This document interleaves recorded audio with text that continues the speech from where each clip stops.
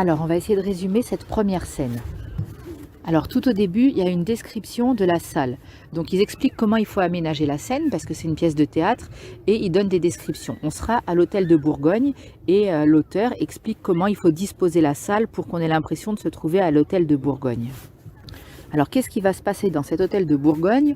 On comprend en lisant cette première scène qu'il va y avoir une pièce de théâtre. La pièce de théâtre n'a pas encore commencé et les gens sont en train d'arriver. Donc au début de la scène, il y a le portier qui court derrière un homme parce qu'il ne veut pas payer l'entrée. Il dit que lui, il entre gratis. Et quand on lui demande pourquoi, il dit que c'est parce que c'est un grand chevalier.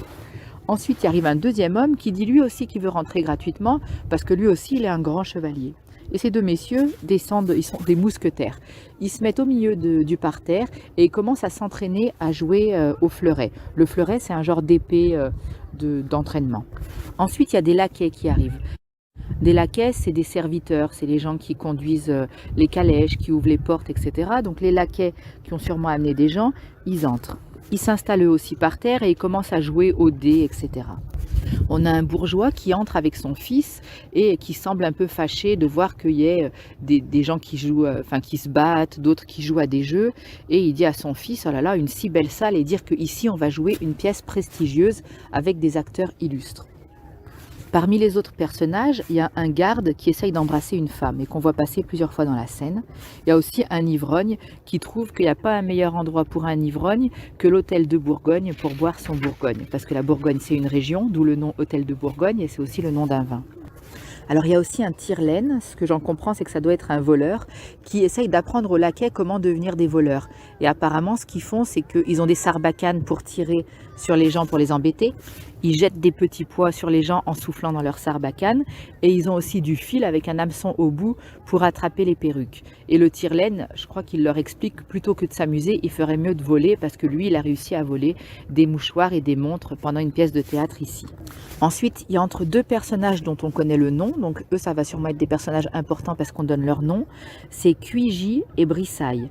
Donc eux deux entrent, ils sont avec un marquis, donc si j'ai bien compté ça fait 3 personnes, ils entrent dans la salle, ils s'embrassent, ils se connaissent et le marquis il dit oh là là on arrive même avant que les lampes soient allumées. Visiblement quand les lampes sont allumées c'est le début du spectacle et à ce moment-là les lampes s'allument et les 3 hommes arrivent dans la salle au moment où les lampes sont en train de s'allumer, le spectacle va peut-être bientôt commencer ou en tout cas les gens vont continuer à entrer. On va continuer sur la scène 2. Alors, on va résumer la deuxième scène de l'acte 1. Donc on est toujours dans le même décor et les gens commencent à parler de Cyrano de Bergerac. Donc la scène démarre avec les chevaliers et les marquis qui parlent entre eux. On voit l'apparition d'un personnage qui s'appelle Christian. C'est un jeune homme dont tout le monde dit qu'il est beau, mais il est lui-même très complexé parce qu'il n'a pas de manière. Il vient de Rouen, de province, et il ne sait pas par exemple comment parler aux dames. Et il a repéré une dame et il demande à Linière, qui lui a plutôt envie d'aller boire plutôt que de rester avec son copain, il demande à Linière d'attendre avec lui l'arrivée d'une jeune femme, parce qu'il a repéré une jeune femme dont il est amoureux et il ne sait pas qui c'est. Il dit j'espère que ça va pas être une précieuse, une prétentieuse, parce que moi qui n'ai pas beaucoup d'éducation, sinon je pourrais pas lui plaire. Donc il demande à Linière de rester avec lui pour lui dire qui c'est. Linière veut bien rester parce que la distributrice, ça veut dire un peu la vendeuse ambulante, celle qui vient et qui distribue à tout le monde qui veut acheter donc des petits gâteaux, des boissons, etc. Et Linière veut bien rester parce qu'elle finit par lui proposer du Riversal, ce qui je suppose doit être un alcool. Alors pendant ce temps, il y a un autre monsieur qui arrive qui s'appelle Raguenaud. Ce monsieur c'est un boulanger et les autres disent que c'est un mécène. Un mécène c'est quelqu'un qui donne de l'argent aux gens qui produisent de l'art, voilà, qui peignent, qui font de la musique, des choses comme ça, pour avec cet argent que eux puissent vivre et continuer à produire des choses artistiques. Donc Raguenaud serait un mécène parce que ce boulanger, il offre aux gens, par exemple, en échange d'une belle phrase ou d'un beau poème, des pâtisseries. Et là, par exemple, son entrée pour aller voir la pièce de théâtre, il l'a payée pareil, en pâtisserie, en faisant des gâteaux, des choses comme ça. On a un autre personnage qui s'appelle Lebray. Et lui, il est inquiet parce que il y a Cyrano qui risque d'arriver et Cyrano il a interdit à un acteur de jouer sur la scène. Il lui a dit je veux plus vous revoir sur scène pendant 1 mois. Et il dit que Cyrano avec son caractère, s'il arrive, il va se mettre en colère. Et Ragno, lui, il essaye de décrire Cyrano en faisant de la poésie. Donc il décrit ses vêtements en disant que c'est un monsieur élégant, mais par contre qu'il a un nez horrible. Il se dit c'est pas possible d'avoir un nez aussi moche, on se demande même s'il va pas l'enlever, si c'est pas une blague. Mais non, c'est vraiment son nez. Et l'acteur à qui il a interdit de venir jouer, c'est Montfleury. Ensuite, il y a Roxane qui entre, et Roxane, alors quand elle entre, Christian dit que c'est d'elle dont il est fou amoureux. Et on apprend un peu des choses sur Roxane. Donc déjà, quand elle entre, tout le monde dans la salle la trouve très belle. Et Christian est déçu parce que alors l'ivrogne qui est avec lui dit ah mais oui mais c'est une précieuse. Alors il pense qu'il pourra pas lui plaire. Il lui dit mais en même temps c'est une orpheline. Et il y a un autre homme qui s'appelle le comte de Guiche, qui est un homme riche mais qui est marié et qui veut forcer Roxane à épouser un triste monsieur. On ne sait pas ce que ce monsieur a de triste, qui s'appelle monsieur de Valvert. Et comme cet homme est riche et puissant, il fait pression sur elle vu qu'elle a rien et qu'elle est orpheline et que c'est une simple bourgeoise pour l'obliger à épouser cet homme-là qu'elle ne veut pas épouser. Donc Linière, qui était toujours en train de boire son River Salt, lui dit que finalement, cette fille, même si c'est une précieuse, elle est quand même dans une situation difficile. Et il semble ne pas aimer le comte de Guiche parce qu'il dit qu'il a fait une chanson pour se moquer de lui. Mais Christian ne veut pas entendre la chanson, lui il est préoccupé par autre chose. Donc Linière s'en va. Et dans la salle, tout le monde commence à s'impatienter et à dire commencez, commencez, ils veulent que la pièce de théâtre démarre. Alors, on va résumer la scène 3 de l'acte 1 de Cyrano. Donc on nous dit qu'il y a toujours les mêmes personnages, mais en plus, il y a De Guiche qui arrive. Donc De Guiche, il est très prétentieux. Et il y a deux marquis, il y en a un qui dit « tu parles, il a l'air d'être un imbécile », et l'autre lui dit « ah non, non, c'est quelqu'un de très puissant, il faut qu'on aille le saluer ». Donc ils essayent de lui faire des flatteries en lui disant « oh, est-ce que votre couleur s'appelle baise-moi ma mignonne ?» Bon, le vocabulaire prête à sourire, mais à l'époque c'est comme ça qu'on parlait, ça veut juste dire « fais-moi un bisou » évidemment. Et il répond non, c'est la couleur espagnole malade. Donc lui, il joue les gros bras, il dit qu'il va mettre les Espagnols hors de nuire, que c'est un dangereux chevalier. Ensuite, on retourne vers Christian. Christian, donc, il a appris que De Guiche harcelait Roxane. Et lui, qui est un jeune chevalier qui vient de province, il veut aller le défier. Il met la main dans sa poche pour attraper, je ne sais plus quoi, quelque chose dans sa poche, et il tombe sur un tire-laine. Donc les tire-laines, on a vu que c'était les voleurs. Et il tombe en mettant la main dans sa poche sur la main de quelqu'un d'autre. Donc c'est un peu rigolo, il dit quoi, je cherchais un gant, voilà, c'est un gant qu'il cherchait, et je tombe sur une main. Et le tire-laine, il lui dit, écoutez, s'il vous plaît, ne me tuez pas, et moi je vais vous dire un secret. Parce que voilà, on est dans une époque où visiblement les chevaliers s'entretuent et tuent des gens assez facilement. Et il lui dit au tire-laine, alors qu'est-ce que c'est ton secret? Eh bien mon secret, c'est que, comment il s'appelle celui qui avait bu? Voilà, Linière, j'ai retrouvé son nom. Donc Linière, c'était celui qui était avec Christian et qui lui avait présenté Roxane, enfin qui lui avait dit qui était Roxane et qui voulait tout le temps boire sa boisson alcoolisée. Donc il dit, il y a 100 hommes ce soir qui vont attaquer Linière. Et alors Christian, il est surpris, il dit « mais c'est vraiment lâche d'attaquer un seul homme à 100 ». Il dit « qui est-ce qui a commandité ça ?» Et le tire-laine dit « je ne peux pas répondre ». Et on devine bien que c'est De Guiche parce qu'il a dit qu'il avait écrit une chanson sur De Guiche et l'homme qui veut le tuer, c'est un homme sur qui il a écrit une chanson. Et alors Christian dit, bon bah finalement je vais pas attaquer De Guiche maintenant parce qu'il faut d'abord que j'aille protéger mon ami, donc son ami Linière. Donc il dit, mais comment est-ce que je vais le retrouver? Et le tire-laine, il dit, ah bah Linière, il est pas difficile à trouver, vous avez qu'à aller dans tous les bars de la ville et vous laisser un mot pour lui pour le prévenir. De toute façon, il est tout le temps en train de traîner dans tous les bars. Donc Christian s'en va pour essayer de prévenir Linière qu'il y a 100 hommes qui veulent le tuer. Ensuite, on revient dans la salle pour voir la pièce de théâtre et... la pièce va commencer et Lebret est surpris parce qu'il pensait que Cyrano allait intervenir pour pas laisser jouer l'acteur qui s'appelle Montfleury. Donc Lebret était plutôt inquiet et Ragno, lui, il attendait un peu avec une impatience parce qu'il a l'air de bien aimer Cyrano, même s'il le décrit avec son gros nez. C'est quelqu'un qui aime la poésie et qui semble être un peu fan de Cyrano. Il dit, bon, bah, j'ai perdu mon pari, je pensais pas que Cyrano allait le laisser jouer. Et donc la scène démarre, Montfleury commence à jouer, c'est un grand monsieur costaud avec un chapeau à fleurs pour son spectacle et il commence à réciter sa tirade et à ce moment-là, Cyrano surgit de l'assemblée. Il monte debout sur une chaise et il lui dit, toi je t'ai interdit de jouer. Alors Montfleury il continue à essayer de parler mais il est très impressionné et il a très peur. Et Cyrano lui dit de sortir de la scène. Montfleury continue à essayer de réciter son texte mais il a très peur de Cyrano et la scène se termine comme ça. À la fin, Cyrano dit « Ah, je vais me fâcher ». Et voilà, c'est la fin de la scène. Alors, on va résumer la scène 4 de l'acte 1 de Cyrano. Alors déjà, cette scène, elle comporte une très mythique tirade, qui est la tirade de Cyrano sur son nez. On va y revenir quand ce sera le moment. On va commencer le résumé. Donc on s'était arrêté quand Cyrano voulait interdire à un acteur qui s'appelle Montfleury de jouer sur scène. Il y a tous les marquis qui s'opposent, qui disent: «Oh non, laissez-nous parce que nous on veut voir notre pièce de théâtre, laissez jouer l'acteur». Alors Cyrano, il les provoque. Il dit: «Très bien, je prends chacun d'entre vous un par un en duel. Donnez-moi votre nom et approchez pour qu'on fasse un duel, pour se battre donc». Et évidemment, les marquis reculent tous, personne n'a envie de donner son nom et de venir faire un duel avec Cyrano. Donc il dit: «Bon, bah très bien, dans ce cas, plus personne n'a d'opposition de ce côté». Et Cyrano, il finit par dire: je vais taper dans mes mains 3 fois, et à la troisième fois, si tu es encore sur scène, je te transperce avec mon épée. Et il tape dans ses mains une fois, 2 fois, et avant la troisième fois, Montfleury s'enfuit en courant. Il disparaît, dans le livre, ils disent qu'il disparaît sous une trappe. On lui demande pourquoi est-ce qu'il haït cet acteur qui s'appelle Montfleury. Il dit d'abord: j'ai 2 raisons, et chacune de mes raisons, elle est suffisante pour le haïr. Ma première raison, en gros, c'est que c'est un mauvais acteur, et ma deuxième raison est secrète. Il dit aussi que de toute façon, la pièce qui devait être jouée est nulle. Et là, Cyrano, il a une réplique qui, allez, à nos yeux, à la lecture qu'on a aujourd'hui, et notre conception du monde serait très misogyne, parce qu'à un moment, les dames sont fâchées. Elles disent: «Ah bah non, c'est quand même une belle pièce de théâtre». Et il répond: Mesdames, soyez jolies, inspirez-nous des vers, faites-nous faire de la poésie, mais abstenez-vous d'apporter un jugement sur la littérature». Donc ça nous donne un peu une idée du caractère de Cyrano. Ensuite, il y a le propriétaire du théâtre qui s'appelle Belle-Rose, qui lui intervient et dit: «Oui, mais attendez, là, vous avez fait annuler la pièce de théâtre, moi je vais devoir rembourser tout le monde, comment est-ce que je vais faire?» Et alors Cyrano, il prend une bourse avec de l'or à l'intérieur et il la jette sur la scène. Et le propriétaire du théâtre, il est absolument ravi parce qu'il y a beaucoup d'argent dedans, et il dit: «Ah bah, si vous voulez faire chaque jour annuler mes spectacles, vous pouvez le faire, vous êtes toujours le bienvenu parce que c'est vraiment beaucoup d'argent».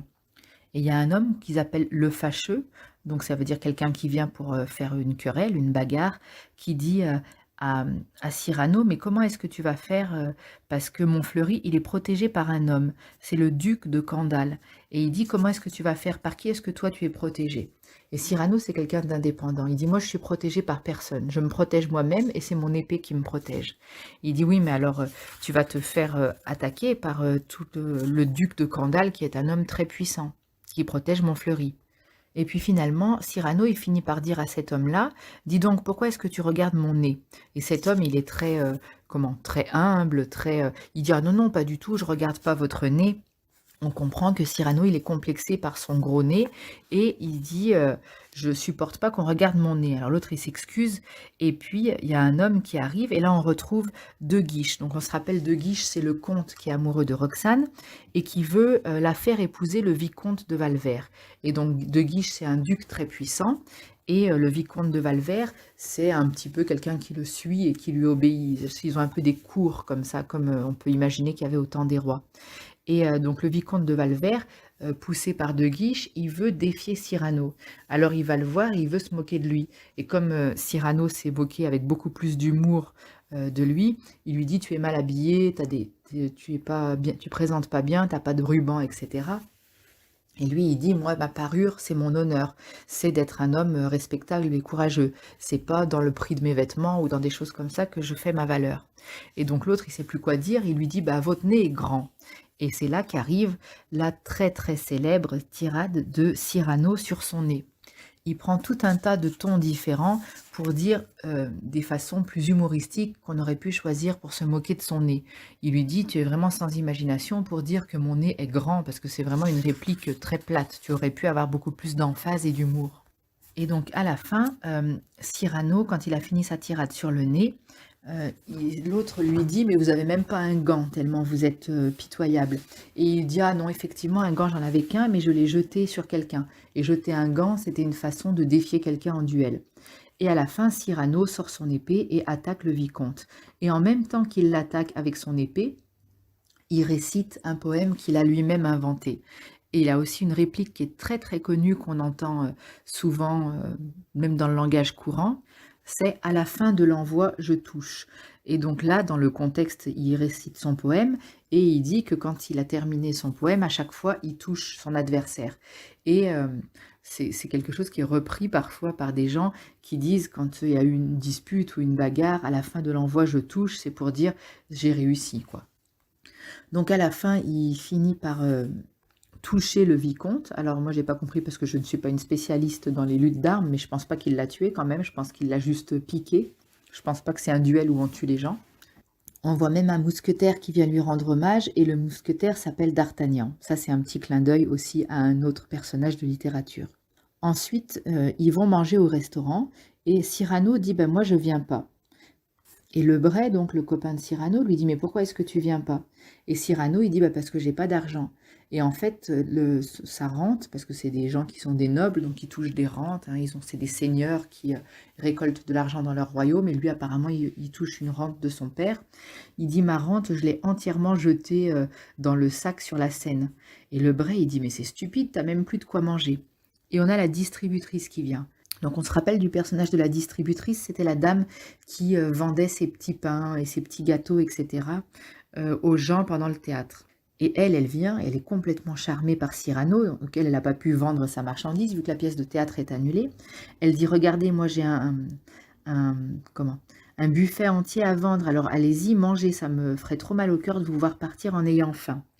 Et Cyrano, qui est un grand homme très élégant, il dit « Je n'accepte pas de vos mains délicates qu'on me fasse l'aumône, mais en même temps, je ne veux pas non plus vous le refuser pour pas vous faire de chagrin. » Il dit donc « J'accepte ». Mais encore une fois, il le fait avec beaucoup de panache.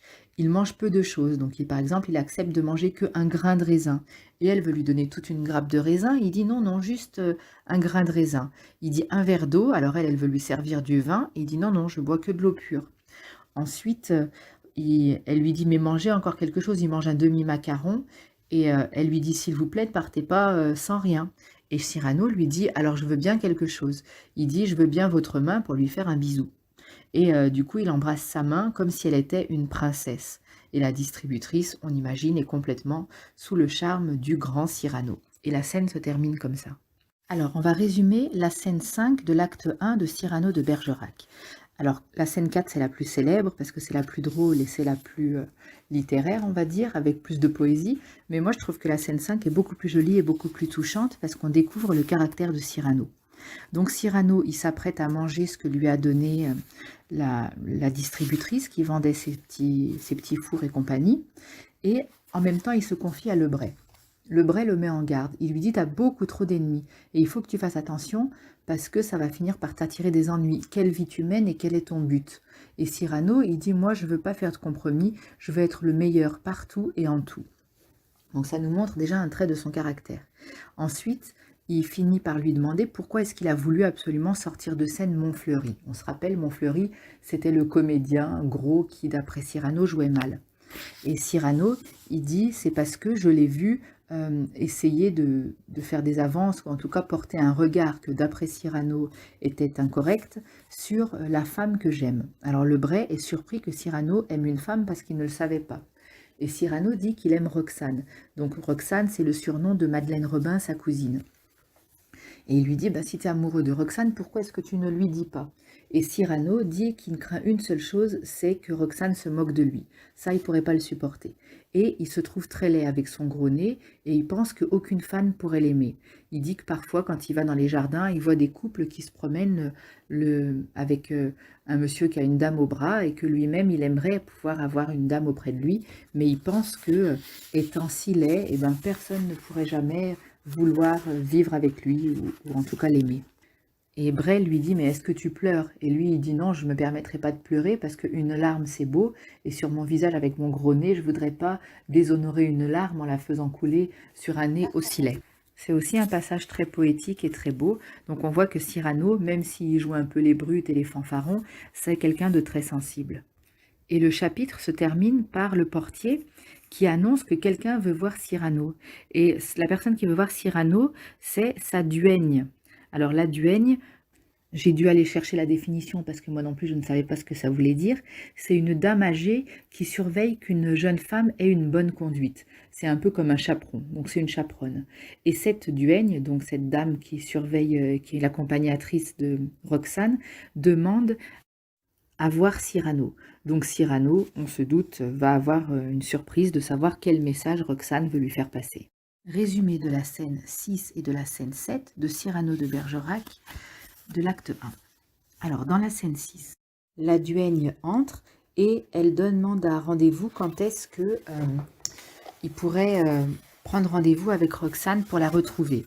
Et elle dit qu'elle va aller à la messe et qu'après la messe, elle voudrait avoir un rendez-vous secret avec lui. Donc, il lui donne rendez-vous dans le restaurant de Ragueneau. C'est le poète, enfin le cuisinier qui aime la poésie et qui est mécène. Mais alors tout ça se fait avec beaucoup de cinéma, il manque de s'évanouir, enfin, il fait beaucoup de cinéma quand elle vient lui dire qu'ils vont avoir un rendez-vous, et évidemment il est très heureux. C'est la scène 7, c'est un peu la suite de la scène 1, et Brett lui demande, alors maintenant ça y est, que tu as un rendez-vous avec Roxane, tu vas enfin te calmer. Et il dit, mais non, au contraire, maintenant que j'ai un rendez-vous avec Roxane, je vais être encore moins calme, je vais être frénétique et fulminant. À ce moment-là, il y a Linière qui revient. Donc on se rappelle de Linière, c'était l'alcoolique qui avait dit à Christian le nom de Roxane. Donc Linière, il y a 100 hommes qui veulent l'attaquer. On sait que c'est Christian qui lui a prévenu en lui laissant un petit mot dans un bar. Donc Linière, l'alcoolique, il a trouvé le petit mot et il a peur de rentrer chez lui parce qu'il est obligé de passer par une porte qui s'appelle la porte de Nessel et que là-bas, il y a 100 hommes qui l'attendent pour le tuer. Et Cyrano, qui est en grande forme parce qu'il a eu un rendez-vous avec Roxane, il dit à tout le monde qui est présent dans le théâtre de Bourgogne, il leur dit suivez-moi, donc en faisant de la musique, en me suivant avec vos costumes, etc. Ça fera plus héroïque. Il dit mais restez 20 pas derrière moi et même les officiers, je vous interdis de me défendre. À moi tout seul, je veux protéger Linière contre 100 hommes. Et le portier ouvre la porte du théâtre, Cyrano voit Paris et il trouve que Paris est très belle et que ça fera un très beau décor pour son acte de bravoure qu'il s'apprête à accomplir. Le rideau tombe, c'est la fin de la scène 7 et c'est aussi la fin de l'acte 1. Donc quand un acte se termine, il y a un changement de décor. Donc la prochaine scène, elle démarrera par une description encore du décor et ensuite il y aura les scènes qui vont se dérouler à l'intérieur du deuxième acte.